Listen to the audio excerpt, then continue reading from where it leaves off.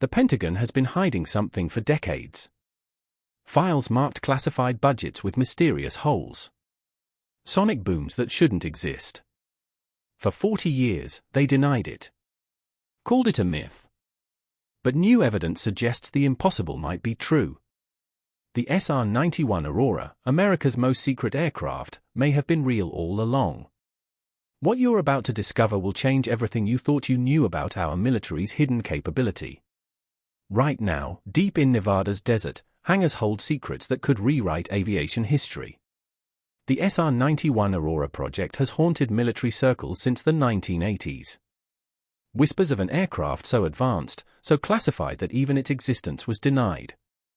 But recent discoveries are forcing us to ask, has America been operating hypersonic spy planes in complete secrecy? The evidence we've uncovered will shock you.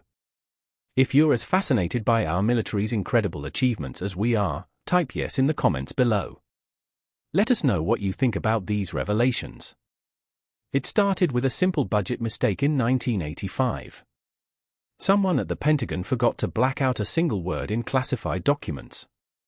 That word was Aurora. Suddenly, defense analysts discovered $455 million allocated for something called black aircraft production, not research, not development, production. This wasn't pocket change. This was serious money for serious hardware, the kind of funding that builds fleets, not prototypes. But when reporters started asking questions, the military went silent. Too silent. In 40 years of military programs, nothing had ever been shut down this quietly. Before we dive deeper into this incredible story, I'd love your support. If you appreciate uncovering these military secrets, please hit that subscribe button and like this video. Over 98 of you watch without subscribing. It costs nothing but helps us tremendously. Did you click subscribe? The Los Angeles Times first broke the story, followed by Aviation Week and Space Technology magazine. These weren't conspiracy theorists or amateur bloggers. These were respected defense publications with decades of credibility. When they spoke, the military community listened. Aviation Week reported that Project Aurora referred to multiple exotic aircraft programs, not just one plane. This suggested an entire family of advanced vehicles being developed simultaneously. The scope was massive. The implications were staggering. Meanwhile, America's fastest spy plane, the legendary SR-71 Blackbird, was suddenly retired. Officials claimed budget cuts. But here's what didn't make sense. The Air Force didn't fight it. Not once. Every military program faces retirement battles. Generals fight. Congress argues. Politicians intervene. But with the Blackbird, nothing. Complete silence. The Blackbird cost between $200 and $300 million annually to operate. Expensive, yes. But for an aircraft that could outrun any missile, photograph any target, and gather intelligence impossible to obtain any other way. That was bargain pricing for national security. Our military doesn't abandon successful programs without replacements. They never have. They never will. So, what replaced the Blackbird? What aircraft could make the world's fastest plane obsolete overnight? August 1989. Chris Gibson, a 12-year veteran aircraft spotter, was working on an oil platform 100m off England's coast. Gibson knew aircraft. He'd identified thousands of planes for the Royal Observer Corps. But what he saw that morning defied explanation. A triangular aircraft unlike anything in any manual flying information, with American fighters being refueled by a military tanker. The shape was wrong. The size was wrong. Everything about it screamed classified technology. Gibson sketched what he saw, knowing nobody would believe him. The formation was precise, professional, military. This wasn't some experimental craft on a test flight. This was operational hardware conducting routine missions. The refueling process suggested long-range capabilities, perhaps intercontinental range. Gibson's credentials made his testimony impossible to dismiss. 12 years with the Royal Observer Corps, expert aircraft recognition training, thousands of successful identifications. When Gibson spoke, aviation experts listened, but Gibson wasn't alone. That same year, residents near Area 51 began hearing something new. A sound unlike any aircraft engine. Witnesses described it as the sky ripping apart. These weren't normal sonic booms. These were something else entirely. The sounds came at specific times, early morning hours when most people were asleep. Perfect timing for classified test flights. The noise pattern suggested pulsed engines, technology that would later become associated with hypersonic propulsion systems. Then came the donuts on a rope. Strange contrails appearing across Nevada and California. Perfectly spaced vapor formations that suggested a new type of engine. Pulse detonation technology. The kind of advanced propulsion that could push aircraft beyond Mach 5. These contrails appeared at altitudes above 60,000 feet, higher than commercial aircraft, higher than most military planes. Only the most advanced reconnaissance aircraft operated at such heights. Aircraft designed to avoid detection and interception. Follow the money and the truth emerges. Aviation expert Bill Sweetman spent decades tracking classified budgets. What he found was staggering. $9 billion in unexplained Air Force spending. Money that vanished into programs with no names, no acknowledgement, no oversight. $9 billion doesn't disappear. It builds something extraordinary. Something so advanced that admitting its existence would change global power dynamics forever. The kind of aircraft that makes traditional air defenses obsolete. Sweetman's investigation revealed sophisticated budget manipulation, money moved between accounts, programs hidden within larger initiatives, code names that led nowhere, classic signs of special access programs designed to hide breakthrough technology. The funding patterns matched previous black programs. The F-117 stealth fighter had similar budget signatures before its public revelation. The B-2 bomber showed identical financial footprints. The Aurora funding followed the same template. But here's what makes this even more fascinating. Lockheed Skunk Works division showed massive classified income during this period. Income they couldn't explain publicly. The same Skunk Works that built the U-2, the SR-71, and the F-117, the most secretive aircraft division in American history. Financial analysts noted unusual activity at Lockheed facilities, increased hiring for classified positions, new construction at secure sites, research partnerships with universities working on hypersonic technology, all indicators of major classified development programs. These weren't random budget anomalies. These were systematic investments in breakthrough technology. Technology so advanced that even today, 40 years later, the full truth remains hidden. Congressional budget reviews from the period show curious pattern. Questions about unexplained aircraft funding were consistently deflected. Classified briefings that left lawmakers satisfied but silent. The kind of political management that protects crucial national security programs. Building a hypersonic aircraft in the 1980s would have pushed every technological boundary. Materials science, propulsion systems, heat management, navigation. Every component would need revolutionary advancement. Hypersonic flight generates temperatures exceeding 3,000 degrees Fahrenheit. Standard aircraft materials melt instantly. New composite materials would be essential.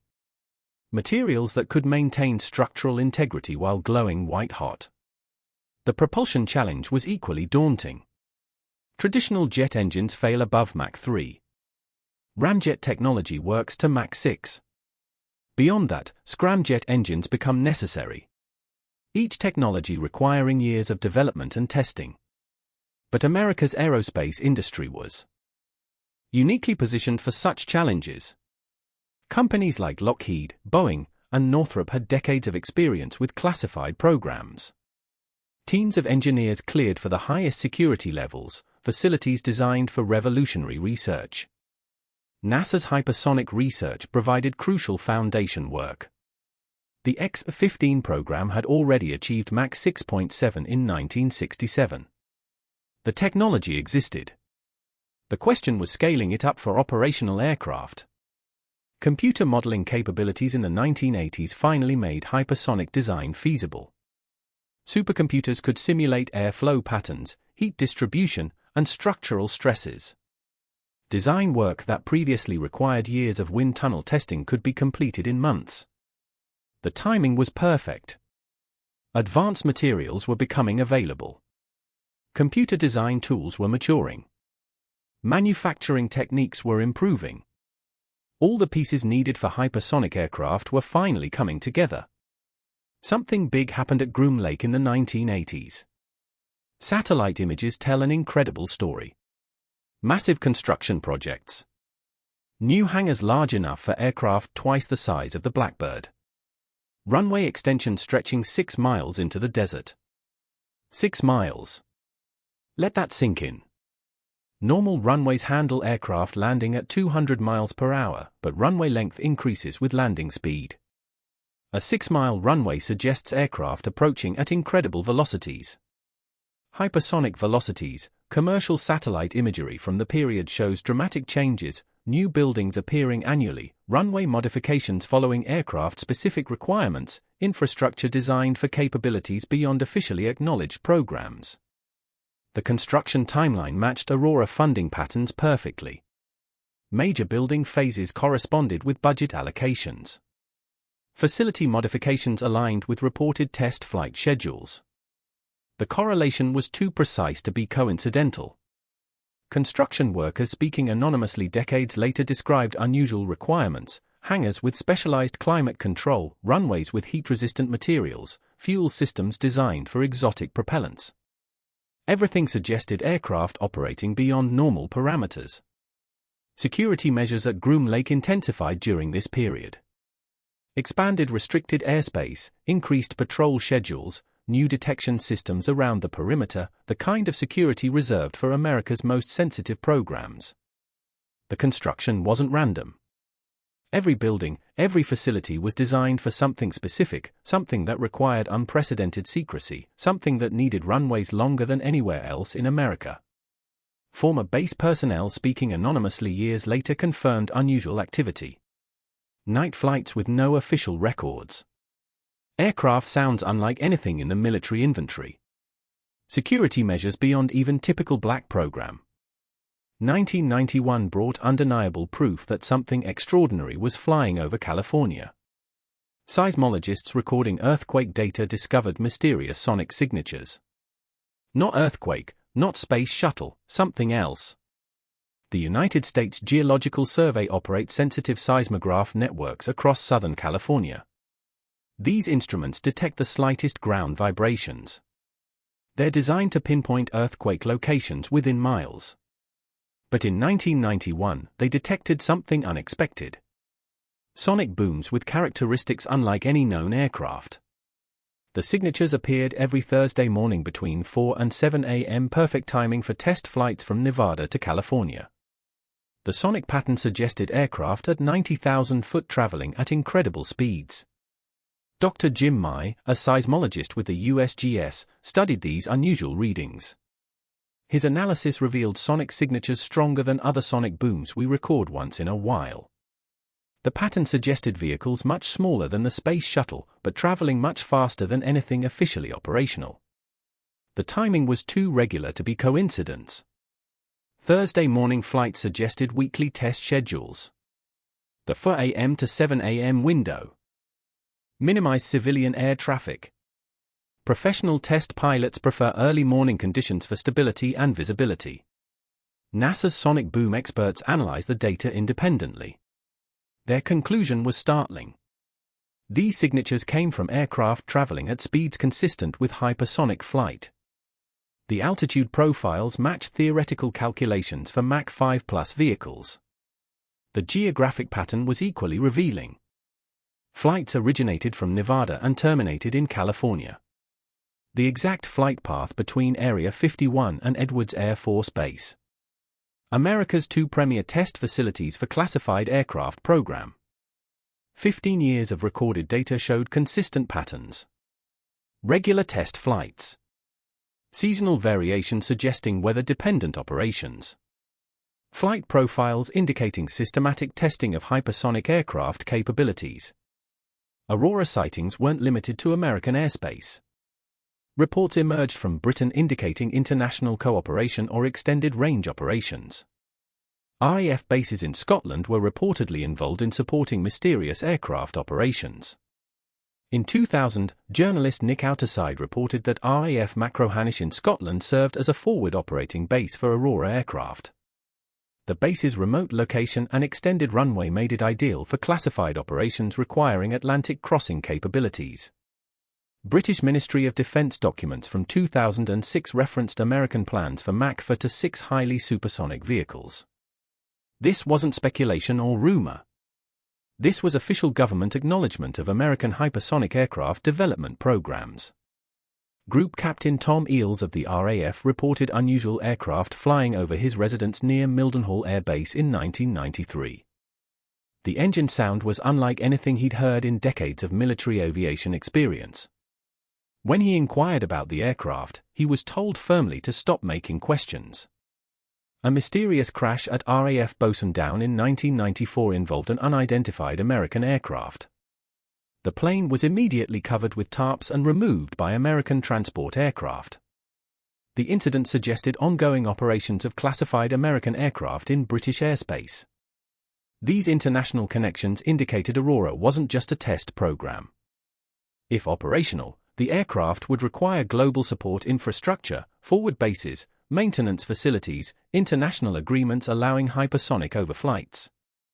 When confronted with mounting evidence, the Pentagon's response was telling, not denial, not explanation. Silence. The kind of silence that speaks volumes about classified operations. Ben Rich, former director of Skunk Works, eventually addressed the Aurora rumors in his 1994 book, Skunk Works. His explanation, Aurora was simply a code name for B-2 bomber funding, nothing more. But Rich's explanation raised more questions than it answered. Rich wrote, "Although I expect few in the media to believe me, there is no code name for the hypersonic plane because it simply does not exist." But the phrasing was curious. Rich didn't deny hypersonic aircraft development. He denied a specific code name. Why use Aurora for the B-2 when the bomber already had established code names? Why the massive budget discrepancies? Why the continued secrecy decades after the B-2's public revelation? Some experts believe Rich's explanation was deliberate misdirection, a way to acknowledge the Aurora name while protecting ongoing classified programs. In the world of black projects, truth often comes wrapped in layers of deception. The military's handling of Aurora questions followed established patterns for protecting classified programs. Acknowledge enough to seem cooperative. Deny specifics to maintain security. Redirect attention to acknowledged programs like the B-2. Congressional oversight committees received classified briefings about Aurora. Representatives emerged from these sessions satisfied that appropriate programs existed but unwilling to discuss details. The classic response to legitimate but sensitive military capabilities. Modern implications. Today's hypersonic race between America, China, and Russia suggests the Aurora program might have been more successful than anyone imagined. While other nations struggle to achieve Mach 5 flight, America displays confidence that comes from experience. Recent military statements about hypersonic capabilities hint at decades of classified development. Technology that seemed impossible in the 1980s is now becoming mainstream. But America's comfort with hypersonic warfare suggests they've been playing this game much longer than officially acknowledged. The SR-72 Son of Blackbird program, now publicly acknowledged, bears striking similarities to Aurora descriptions. Same triangular shape, same hypersonic mission, same manufacturer. Perhaps the Aurora program never ended. It just evolved. Lockheed Skunk Works continues developing hypersonic aircraft. Rob Weiss, the division's general manager, confirmed in 2017 that hypersonic flight technology had matured sufficiently for operational aircraft. This suggests decades of prior development work. Current American hypersonic weapons programs demonstrate advanced capabilities. The Army's long-range hypersonic weapon, the Navy's conventional prompt strike system, the Air Force's AGM-183 ARRW missile, all indicate mature hypersonic technology bases. China and Russia's recent hypersonic achievements, while impressive, seem to be catching up to American capabilities rather than exceeding them. This suggests America maintained technological advantages through classified programs like Aurora. The truth revealed. 40 years of evidence points to an uncomfortable truth. The Aurora program likely existed. Advanced aircraft were probably tested. Hypersonic flight was possibly achieved decades before official acknowledgement. The budget evidence is overwhelming. $9 billion in unexplained funding doesn't disappear without producing significant capabilities. The money went somewhere. It built something extraordinary. The witness testimony is credible. Chris Gibson's North Sea sighting. RAF officers' reports of unusual aircraft. Civilian observations of strange contrails and sonic booms. Independent witnesses reporting consistent details. The technological foundation existed. Material science was advancing. Propulsion research was maturing. Computer design tools were becoming available. All the pieces needed for hypersonic aircraft development were present in the 1980s. Our military's commitment to maintaining air superiority demands such programs. The technology existed. The budget supported it. The infrastructure was built. The only question is how successful these efforts became. Whether Aurora achieved operational status remains classified, but the program's existence seems increasingly certain. America's aerospace capabilities may be far more advanced than any foreign government realizes. The classified world operates by different rules. Programs exist for decades without acknowledgement. Technologies mature in secret before public revelation. Aurora fits this pattern perfectly. The SR-91 Aurora represents more than just advanced technology. It represents American innovation, determination, and our military's unwavering commitment to protecting national security. While the full truth may remain classified for decades, one thing is clear. Our forces continue pushing the boundaries of what's possible.